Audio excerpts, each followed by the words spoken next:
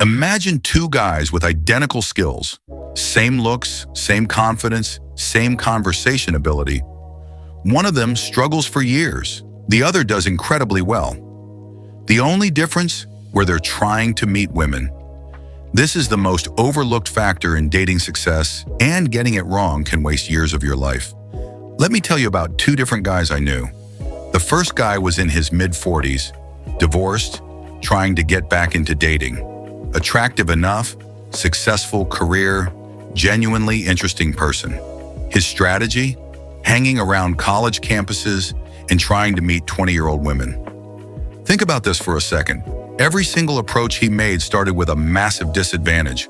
What's a 45-year-old man doing on a college campus?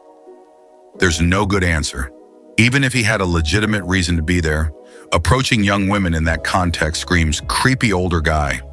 He was fighting uphill before he said a single word.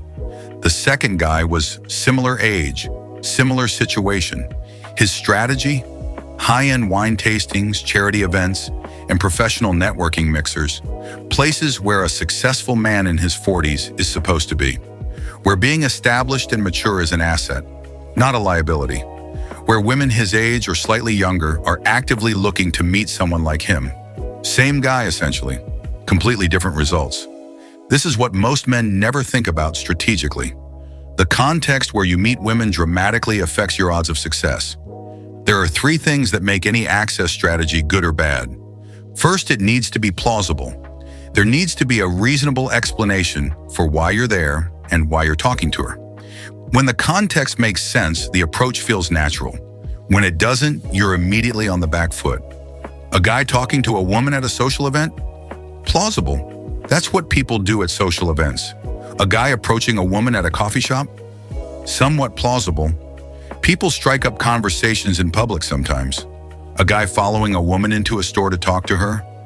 Very low plausibility. That's weird behavior. The college campus example fails here. There's no plausible reason for him to be there, which makes every approach feel forced and suspicious. Second, it needs to be abundant. Your strategy needs to give you enough opportunities to actually work with. This is where social circle game often fails. Your friend group is limited. You might meet a few single women through friends each year. That's not enough volume to develop skills or find a great match. Direct approach, walking up to strangers, is incredibly abundant. Every woman out in public is theoretically approachable. You could do 20 approaches in a single afternoon if you wanted. That abundance gives you room to learn, to fail, to calibrate. Online dating is abundant in theory, but there's a catch. The ratios are brutal for most men. Dozens of guys competing for every attractive woman's attention. So while the raw numbers are high, the effective opportunities are lower than they appear. Third, it shouldn't put you in a low-value position. Some contexts frame you as the pursuer, the one who needs something, the one trying to get something from her. Other contexts frame you as an equal or even as the selector. Think about online dating. The unspoken question in her mind is, why is he on here? Can he meet women normally? There's a slight stigma, a subtle implication that you don't have better options. Can you overcome it? Absolutely. But you're starting with a small handicap. Now think about meeting someone through a shared hobby or activity. You're both there for the same reason. You have automatic common ground. Neither of you is chasing the other. You're just two people who happen to be in the same place with the same interest. The framing is neutral or even positive. The absolute best position is when women come to you.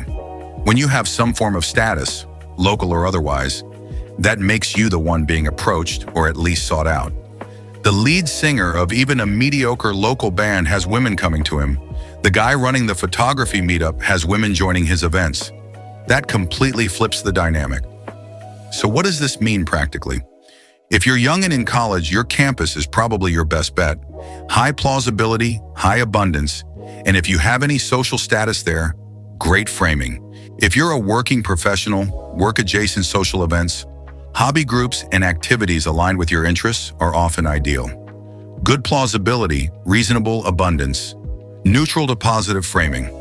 If you're older and established, lean into contexts where your age and success are assets, not liabilities. Upscale venues, professional circles, cultural events.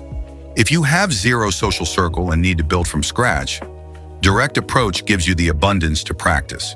But you need to work hard on making it feel plausible and well-framed. The biggest mistake is picking a strategy misaligned with your situation. The 45-year-old on the college campus, the introverted guy trying to meet women at loud nightclubs he hates, the broke student trying to impress women at expensive restaurants. You're fighting your context instead of leveraging it. Where you meet women isn't just logistics, it's strategy. Choose context where your presence makes sense, where there's enough volume to work with, and where you're framed as an equal or better. Fighting your context is exhausting. Leveraging it is effortless. Access gets you in front of women. But being in front of them isn't enough. You need to create attraction. Next time, we discuss why attraction isn't what most guys think it is. It's not about looks or money or status symbols. It's about something much more fundamental, and understanding it changes everything.